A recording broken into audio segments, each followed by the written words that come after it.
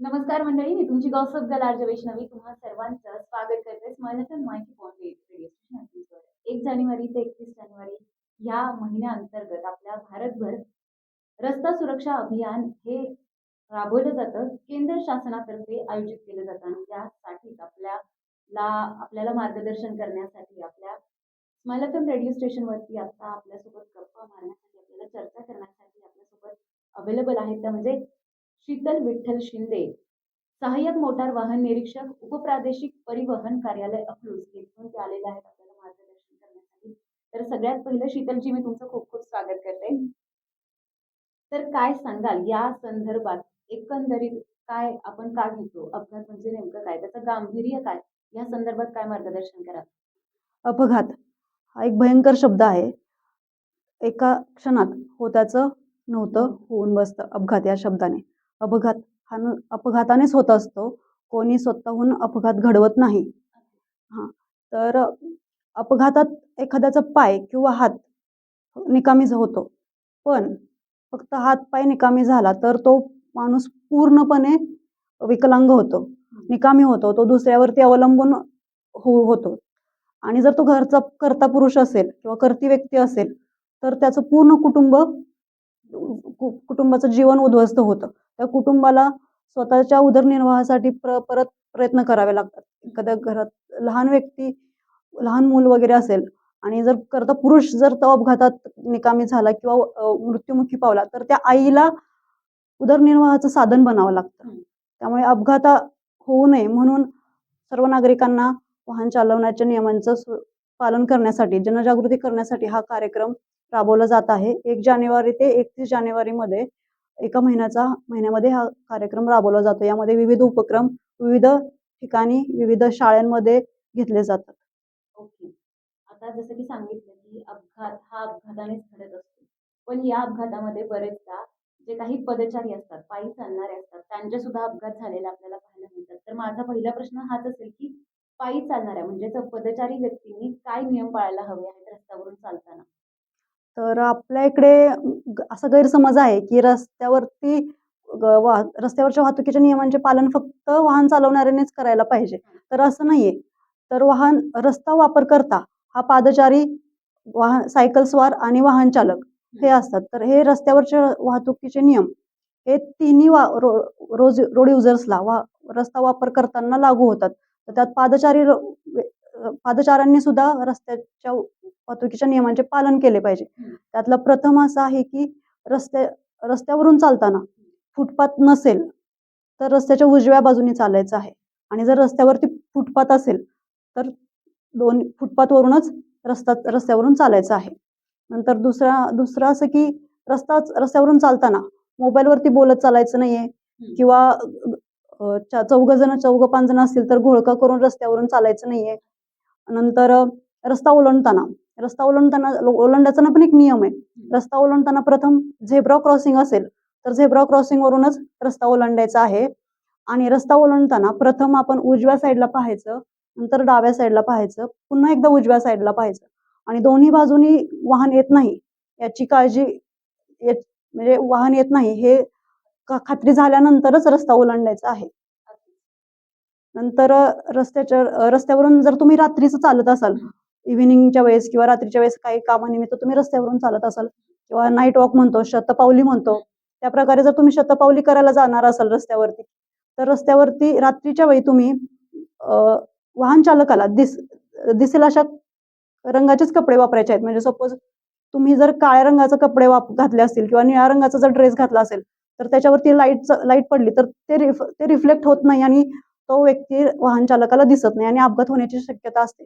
त्याच्यामुळे रस्त्यावरून रात्रीच्या वेळी रिफ्लेक्ट होणारे कलरचे कपडे वापरावे, जसे की पांढरे, पिवळे, ऑरेंज कलरचे फ्लोरोसंट कलर वापरावेत. आणि रस्ता ओलांडताना घाई करायची नाही. अचानक आणि रस्ता ओलांडताना गाडी आल्यानंतर अचानक जर थांबलात तर गडबडून जायचं नाही. शांत जागेवरती थांबायचं, गाडीला हात करायचा आणि मग रस्ता क्रॉस करायचा. अगदीच. हे खूप महत्त्वाचे पॉइंट्स आहेत, की जसं की मॅडम म्हणतात, की आपल्या इथे असा ग्रह आहे, की रस्ता चालकांना किंवा रस्ता चालवण्याचे जे काही नियम आहेत, ते फक्त आणि फक्त गाडी चालवणाऱ्यांनाच आहेत आणि बरेचदा असं होतं, की रस्त्यावरती भरपूर गर्दी आहे किंवा मग ट्रॅफिक भरपूर आहे, तरी सुद्धा इकडे तिकडे न बघता किंवा पुढचा मागचा विचार न करता रस्ता क्रॉस केला जातो आणि बरेचदा जे काही वाहन चालक आहेत त्यांनाच शिव्या दिल्या जातात. तर असं अजिबात नाही करायचं. मॅडमनी जसं सांगितलं की दोन्ही बाजूंना बघायचं आहे आणि ज्यावेळी आपल्याला खात्री पटेल की बाबा वाहन येत नाहीये, त्याच वेळी रस्ता क्रॉस करायचा आहे आणि गडबड अजिबात करायची नाहीये. जर तुम्हाला एखाद्या ठिकाणी या वेळेत पोहोचायचं असेल, तर थोडंसं भरूनच निघताना लवकर निघा, जेणेकरून तुम्ही व्यवस्थित वेळेत तिथे पोहोचाल. तर हे झाले खरं तर पायी चालणाऱ्यांसाठीचं मार्गदर्शन. आता मगाशी म्हटल्याप्रमाणे ना, रस्त्यावर चालताना उजवीकडून चालणे असं तुम्ही म्हणालात, परंतु लहानपणापासून बरेचदा मी स्वतः ऐकलंय, की आपण डावीकडून चालायचं असतं. तर हे नेमकं काय आहे? भारतामध्ये राईट हँड ड्राईव्ह आहे आपल्या इथे. राईट हँड ड्राईव्ह म्हणजेच चालकाची जागा उजव्या साईडला आणि स्टेअरिंगची जागा उजव्या साईडला आणि गाडीची दिशा डाव्या साईडने, म्हणजे डाव्या साईडने आपण गाडी चालवली पाहिजे आणि मग गाडीच्या विरुद्ध दिशेने आपण चाललं पाहिजे. म्हणजेच गाडी डाव्या बाजूने जात असेल तर आपण उजव्या बाजूने चालायचं आहे. त्याचं कारण असं की गाडीला जसे साईड मिरर्स असतात, दोन्ही साईडला आरसे असतात, तसे आपल्या पाठीला डोळे किंवा आपल्या साईडला साईड मिरर्स घेऊन आपण फिरत नाही किंवा आपल्याला ते दिसत नाही. तर मग आपल्याला गाडी चालवताना उजव्या बाजूने जर आपण चालत असेल तर पुढून येणारं वाहन आपल्याला दिसू शकतं आणि आपण आपला अपघात होण्यापासून बचाव करू शकतो. जर आपण डाव्या साईडने म्हणजे गाडी ज्या दिशेने येते त्याच दिशेने जर आपण चाललं आणि जर त्या वाहन चालकाचं लक्ष गाडी चालवताना गाडीवरती नसेल, तर जो मोबाईलमध्ये बघत असेल किंवा कोणते कार्य करत असेल, तर वाहन चालवताना त्याचं लक्ष नसलं रोडवर, तर आपल्यालाही पाठीमागून दिसत नाही की वाहन येते म्हणून आणि त्याचंही लक्ष नसतं आणि मग अशा परिस्थितीमध्ये अपघात होण्याची शक्यता जास्त असते. म्हणून आपण उजव्या साईडने चाललं पाहिजे. यालाच वॉक ऑन राईट असं आपल्या कायद्याच्या भाषेत म्हणतात. ओके. तर हा जो काही गैरसमज आहे की सगळ्यांनीच डाव्या बाजूने चालायचं, तर असं अजिबात नाहीये.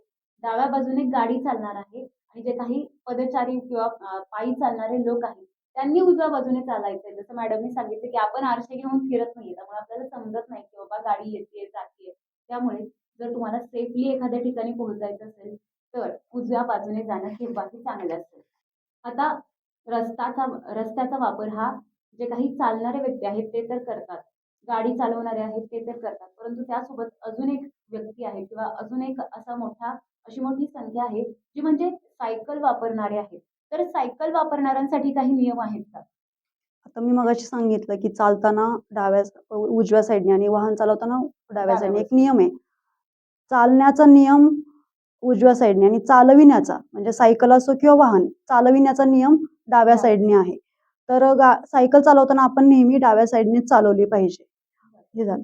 आणि सायकल चालवताना सायकल रस्त्याच्या जो आपला रस्ता संपतो गाडी मेन रस्ता संपतो, मुख्य रस्ता तो संपल्यानंतरच वाहन सायकल चालवायची आहे. काही ठिकाण शहरामध्ये सायकलीसाठी एक सेपरेट पाथ असतो, त्या ठिकाणावरून ते सायकल चालवायचे आहे. पण ज्या ठिकाणी सायकल पाथ नाहीये त्यांनी रस्त्याच्या खालच्या साईडनी सायकल चालवायची आहे. प्रथमतः सायकल आपल्या हाईट प्रमाणे असली पाहिजे. आपली जेवढी उंची आहे त्या उंचीप्रमाणेच आपली सायकल असली पाहिजे किंवा त्याचं जे सीट असतं, आता नवीन ऍडव्हान्स टेक्नॉलॉजीमुळे त्या सायकल्सचे सीट्स ऍडजस्टेबल निघालेले आहेत. तर सीट्स ऍडजस्टेबल असले पाहिजेत सायकलचे. कारण जर अचानक आपत्कालीन परिस्थिती आली, आपल्याला सायकल थांबवण्याची परिस्थिती निर्माण झाली, तर आपल्याला दोन्ही पाय आपले जमिनीला टेकले पाहिजेत आणि आपण सायकल बॅलन्स करता आला पाहिजे. ऍक्सिडेंट आपण आपला टाळला पाहिजे. नंतर सायकल चालवताना वळण घेत सायकल चालवायची नाहीये. नंतर सायकल चालवताना आता लहान मुलांना किंवा असे सवय असते की एखादं अवजड वाहन चाललेलं असेल किंवा टू व्हीलर चाललेलं असेल, त्याच्या हाताला धरून गाडी चालवायची किंवा त्या गाडीला धरून सायकल पेडल नाही मारायचा, त्याच्या स्पीडनेच सायकल पळवायची. तर असं करायचं नाही. तर सपोज पुढच्या गाडीचं स्पीड आणि सायकलचं स्पीड हे खूप डिफरन्स असतो याच्यामध्ये.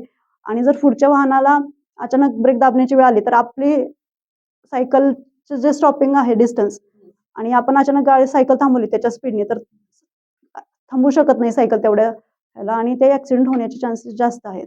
अगदी बरोबर. आणि जर रात्रीच्या वेळी जर तुम्ही सायकल चालवणार असाल तर गाडीला जसं पाठीमागं ब्रेक लाईट असते, रेड लाईट, तसं सायकलीला काही लाईट वगैरे नसते. तर रात्रीच्या वेळी सायकल चालवत असाल तर तुम्ही सायकलीला रेड रिफ्लेक्टर लावावेत, जेणेकरून अंधारात सायकल जरी चालवली असली तरी येणाऱ्या वाहनाला तुम्ही पुढे सायकल चालवत आहात असं दिसून येतं. त्यामुळे अपघात होण्याची शक्यता कमी असते. सायकल चालवताना मोबाईलवरती पण बोलू नये आणि दोघांनी समांतर रेषेमध्ये समांतर सायकल चालवू नये. म्हणजे ते शाळा सुटल्यानंतर विशेषतः विद्यार्थ्यांचं चालवत. असतं की बाबा चालले सगळे मित्र एकत्र घोळका करून जातात, एकाच लाईनने सगळे चाललेले असतात आणि अशा वेळी बरेच ऍक्सिडेंट होतात. जरी समोरून गाडी नसेल आलेली तरी सुद्धा सायकल धडकून सुद्धा बरेचसे ऍक्सिडेंट होतात. त्यामुळे कृपया करून एकाच लाईनने सायकल सगळ्या चालवायचं असं अजिबात नाहीये. थोडंसं पाठीमागे पुढे जरी तुम्ही झालात तरी काही प्रॉब्लेम नाहीये. परंतु जर रात्री सायकल चालवत असाल तर मॅडमनी जसं सांगितलं की रेड रिफ्लेक्टर तुम्ही वापरा, त्याचा यूज करा. तुमच्या सायकलला ते लावा. मध्यंतरी सोशल मीडियावरती एक रील सुद्धा व्हायरल झाली होती की रात्रीच्या वेळी ऍक्सिडेंट्स होऊ नयेत म्हणून जे काही आरटी ऑफिसर्स आहेत ते सायकल चालवणाऱ्या स्ट्रीप लावत लोकांसाठी होते. स्ट्रिप्स लावत होते. तर तसं तुम्ही आवर्जून करा. जर तुम्ही सायकल कंटिन्यू वापरत असाल आणि रात्रीचं सुद्धा तुम्हाला वापरायला लागत असेल तर आवर्जून हे करा, जेणेकरून तुम्ही स्वतःला ऍक्सिडेंट पासून सुरक्षित ठेवू शकाल. सायकलीचे नियम रस्ता वाहतुकीचे नियम सायकल स्वारांसाठी सुद्धा आहेत. जसे की ते पादचाऱ्यांसाठी आहेत, तसेच ते सायकल स्वारांसाठी सुद्धा आहेत आणि वाहन चालकांसाठी सुद्धा आहेत. तर सायकल स्वारांनी सुद्धा रस्ते नियमांचे पालन केले पाहिजे.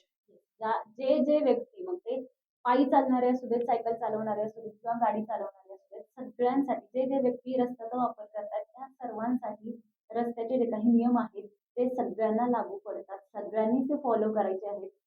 तरच आपण ऍक्सिडेंट्स पासून स्वतः पण वाचू शकतो आणि जे काही ऍक्सिडेंटची संख्या आहे ती पण कमी होऊ शकते. ओके, तुम्ही आता म्हणालात की रस्त्यावरील जे काही चिन्ह आहेत तर बरेचदा त्या चिन्हांचा तर वापर तर केलाच जात नाही, पण बरेचदा त्या चिन्हांचं मिनिंग सुद्धा माहित नसतं. तर ते चिन्हांचं पालन करणं आणि त्याचं मिनिंग काय हे सुद्धा थोडक्यात आम्हाला सांगा. रस्त्यावरती वाहतुकीचे चिन्ह जी लावलेले असतात ते 3 प्रकारचे असतात. ते 3 भूमितीय आकृत्यांमध्ये असतात. गोल, एक त्रिकोणाकृती आणि एक आयताकृती.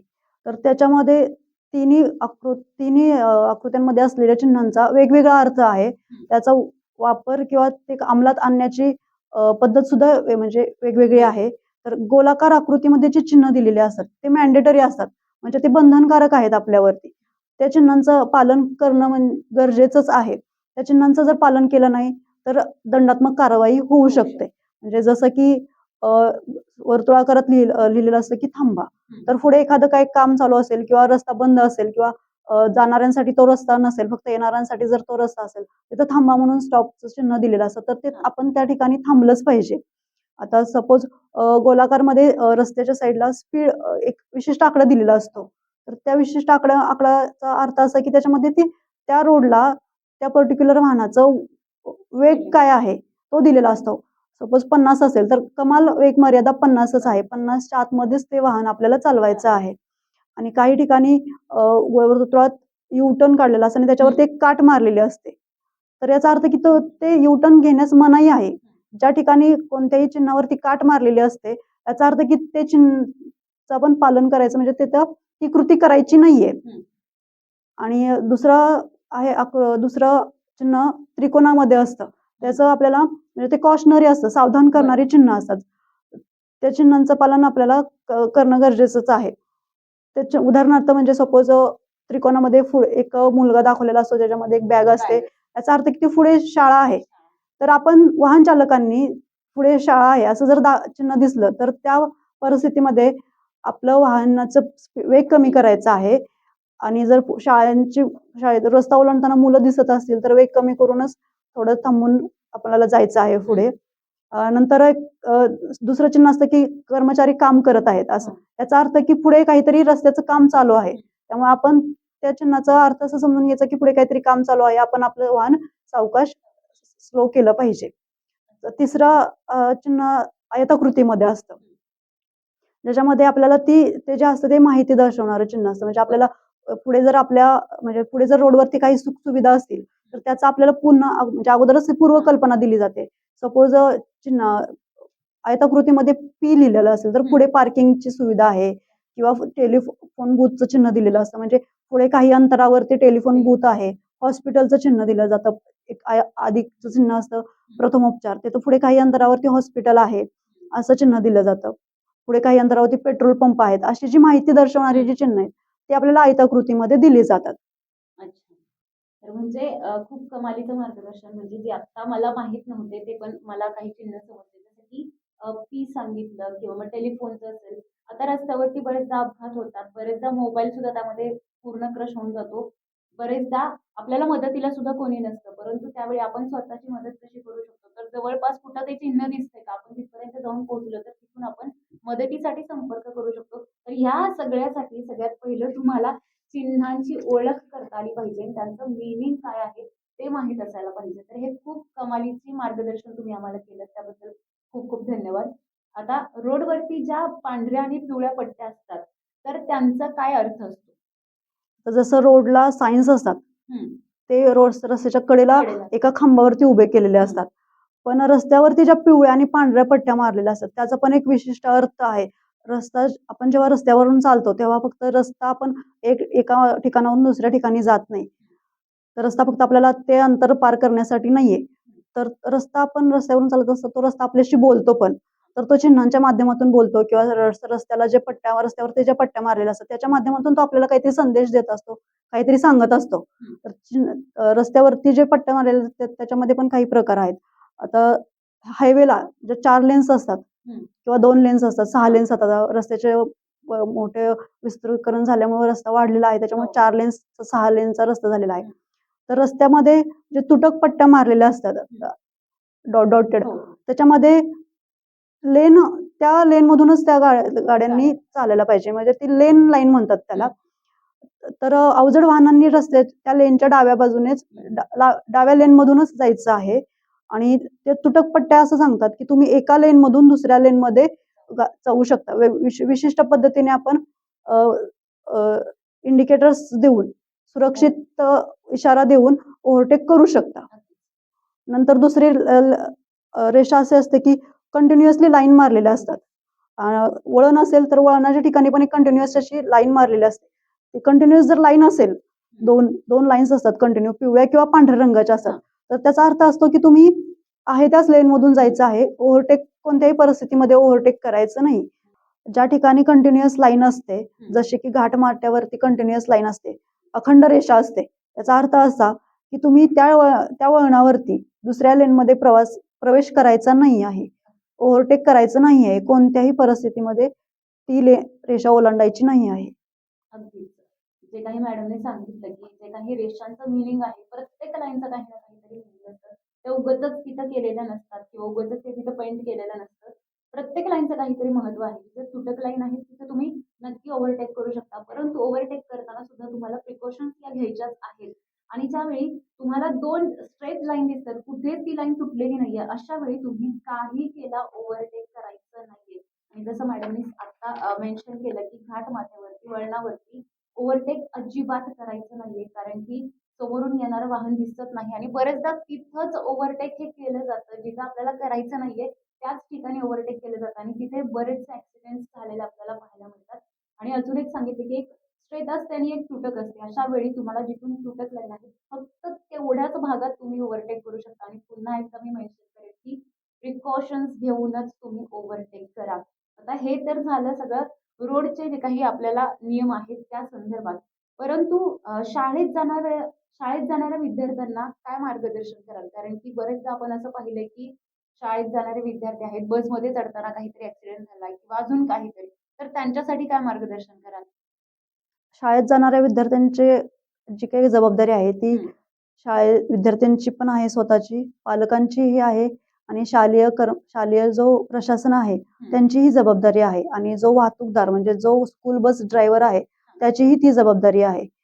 पण आता मी शालेय विद्यार्थ्यांना एवढंच सांगेन, की तुम्ही बस स्टॉपवरती किंवा ज्या ठिकाणी तुमची बस येणार आहे, अशा स्टॉपवरती जेव्हा तुम्ही उभा राहता, तिथे रस्त्याच्या खाली उभं राहायचं आहे. म्हणजे मेन रस्त्यावरती, मुख्य रस्त्यावरती उभं राहायचं नाही आहे बसची वाट पाहत. रस्त्यावर बस स्टॉपसाठी थांबल्यानंतर रस्त्यावरती खेळायचं वगैरे नाहीये. कोणतेही खेळ खेळू नयेत. आणि जर अनोळखी व्यक्ती असेल, तर अनोळखी व्यक्तीशी तुम्ही बोलणं, संपर्क करणं शक्यतो टाळावे. आणि जर बोलायची परिस्थिती जर आलीच, तर अशा परिस्थितीमध्ये तुम्ही मोठ्या आवाजात आणि काही अंतर ठेवूनच त्यांच्याशी संपर्क साधावा. तर विशेष काळजी घ्यायची आहे लहान मुलांनी, की बस स्टॉपवरती असताना. तर पहिल्यांदा आपण बसमध्ये चढणार आहोत. तर बस जेव्हा आपली येते, तेव्हा ती बस पूर्णपणे थांबली आहे का नाही, याची खात्री करावी आणि ती बस रस्त्याच्या थोड्या खालीच थांबलेली असली पाहिजे. बस थांबल्यानंतरच आपण बसमध्ये चढायचं आहे आणि बसमध्ये असं धक्काबुक्की करत चढायचं नाही आहे. बसमध्ये जसं आपण एका रांगेतच चढायचं आहे. बसमध्ये चढताना रेलिंग असते, त्या रेलिंगचा तुम्ही आधार घेतलात तरी चालेल. आणि बसमध्ये चढताना आपली बॅग जी असते किंवा मुलींचे जे ड्रेस किंवा शर्ट वगैरे असेल एखाद्या मुलाचं, तर तो गाडीमध्ये कोणत्याही एखाद्या वस्तूला अडकू नये किंवा पत्रा वगैरे असेल किंवा काय अशा अडकू नये याची दक्षता घ्यावी. आता हे झालं बसमध्ये चढताना. तर बसमध्ये बसल्यानंतर प्रवास करताना काय काळजी घ्यायची? तर प्रवास करताना ज्या दिशेने आपली बस जाते त्या दिशेलाच तोंड करून विद्यार्थ्यांनी बसायचं आहे.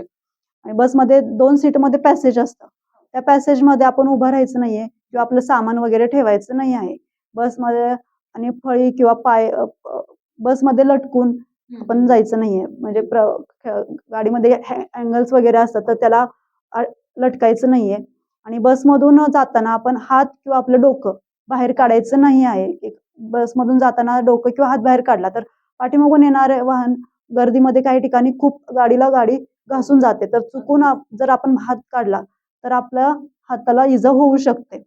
त्याच्यामुळे गाडी चालवताना कोणत्याही परिस्थितीमध्ये हात आणि डोकं बाहेर काढायचं नाहीये आणि गाडीमध्ये गोंधळ करायचा नाहीये, जेणेकरून आपल्या वाहन चालकाचं लक्ष विचलित होणार नाही आणि अपघात होण्याचे चान्सेस वाढणार नाहीत. याची मुलांनी काळजी घ्यायची आहे. आणि जे आपले वाहन चालक किंवा आपल्या बरोबरची परिचारिका असते किंवा अटेंडंट असते, ते जे आदेश देतील त्या आदेशाचं त्यांनी अवश्य पालन केलंच पाहिजे.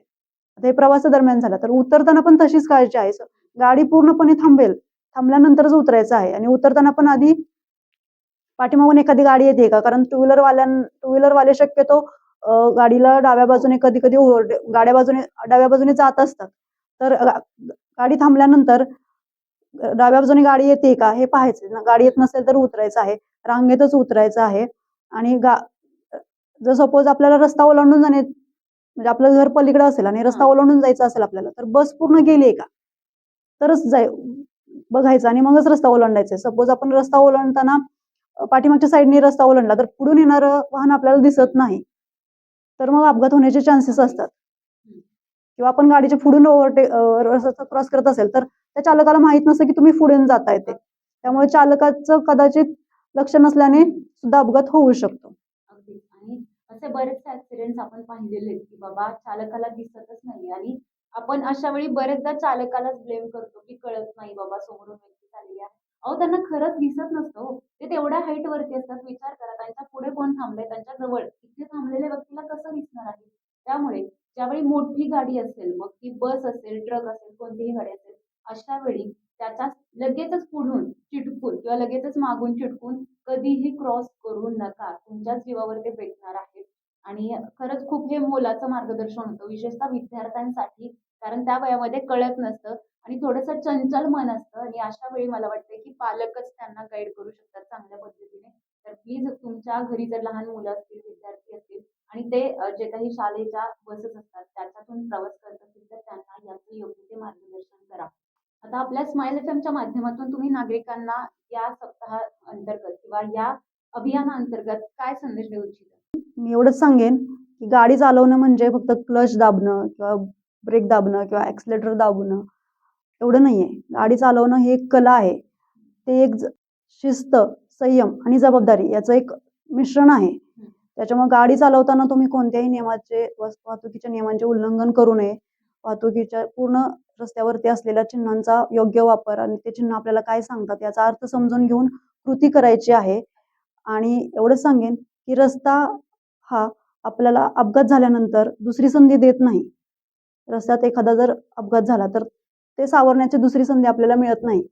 त्यामुळं रस्त्यावरती वाहन चालवताना प्रथम संधीलाच प्राधान्य द्या आणि वाहतुकीच्या नियमांचे पालन करा. सुरक्षित राहा, अपघात टाळा. धन्यवाद. Thank you so much ma'am. तुम्ही वेळात वेळ काढून आम्हाला एवढं सुंदर आणि मोलाचं मार्गदर्शन केलं त्याबद्दल. जे काही तुम्ही आम्हाला मार्गदर्शन केलेलं आहे, मग ते जे काही रस्त्याचे साईन्स असतील किंवा रस्त्यावरती जे काही पट्ट्या असतात त्या पट्ट्यांचं मार्गदर्शन असेल किंवा मग विद्यार्थ्यांसाठी दिलेलं मोलाचं मार्गदर्शन असेल, ते नक्कीच आपले जे काही श्रोते आहेत ते नक्कीच त्याचं पालन करतील अशी अपेक्षा आहे आणि अशी इच्छा सुद्धा आहे. तर पुन्हा एकदा शीतल मॅम खूप खूप धन्यवाद तुम्ही आलात त्याबद्दल. धन्यवाद.